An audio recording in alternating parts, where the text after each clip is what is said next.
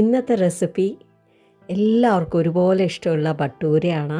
മാവ് കുഴച്ച് ഒരു 15 മിനിറ്റിന് ശേഷം പരത്തി പൊരിച്ചെടുക്കാവുന്നതാണ്. അത്രയ്ക്ക് എളുപ്പമാണ്. ഇൻസ്റ്റൻറ്റ് ഭട്ടൂര എന്നൊക്കെ പറയില്ലേ, നമുക്ക് പെട്ടെന്ന് ഉണ്ടാക്കി കഴിക്കാൻ പറ്റുന്ന ഒരു ഭട്ടൂരയാണ്.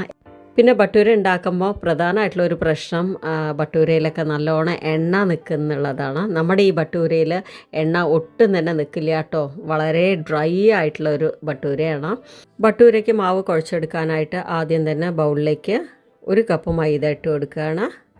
കൂടെ 1/4 കപ്പ് വൈറ്റ് റവ, 1/4 കപ്പ് അധികം പുളിയില്ലാത്ത തൈരും ചേർത്ത് കൊടുക്കുക, 1/4 ടീസ്പൂൺ ബേക്കിംഗ് പൗഡർ. അടുത്ത് നമ്മുടെ ഭട്ടൂര ഉണ്ടാക്കാനായിട്ട് ഇൻസ്റ്റൻ്റായിട്ട് ഹെൽപ്പ് ചെയ്യണത് ഈനോ ആണ്. ഫ്ലേവർലെസ് ഈനോ ആണ് ചേർക്കേണ്ടത്. അതൊരു 1/4 ടീസ്പൂൺ വേണം ചേർത്ത് കൊടുക്കാനായിട്ട്. ഇനി ആവശ്യത്തിനുള്ള ഉപ്പും കൂടെ ചേർത്ത് ആദ്യം ഡ്രൈ ആയിട്ടൊന്ന് മിക്സ് ചെയ്തെടുക്കുക. അതിന് ശേഷം കുറച്ചായിട്ട് വെള്ളം ഒഴിച്ചിട്ട് നല്ല ടൈറ്റായിട്ട് വേണം കുഴച്ചെടുക്കാനായിട്ട്. ടൈറ്റ് ആവുകയും വേണം, അതേസമയം സോഫ്റ്റ് ആയിരിക്കുകയും വേണം നമ്മുടെ ഡോ. എന്നാലാണ് ഭട്ടൂര നല്ല പെർഫെക്റ്റ് ആയിട്ട് കിട്ടുക കേട്ടോ. ഇനി ഇത് 15 മിനിറ്റ് റെസ്റ്റ് ചെയ്യാനായിട്ട് വെക്കുക.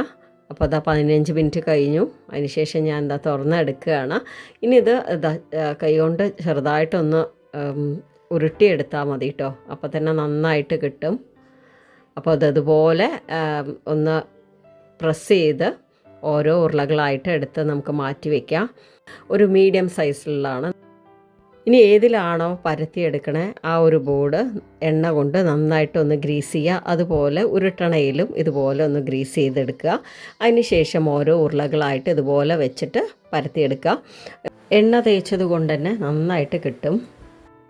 അപ്പോൾ ഒരുപാട് കട്ടിയില്ലാതെയും ഒരുപാട് തിന്നല്ലാതെയും ഒരു മീഡിയം ലെവലിൽ വേണം ഇതൊന്ന് പരത്തിയെടുക്കാനായിട്ട്.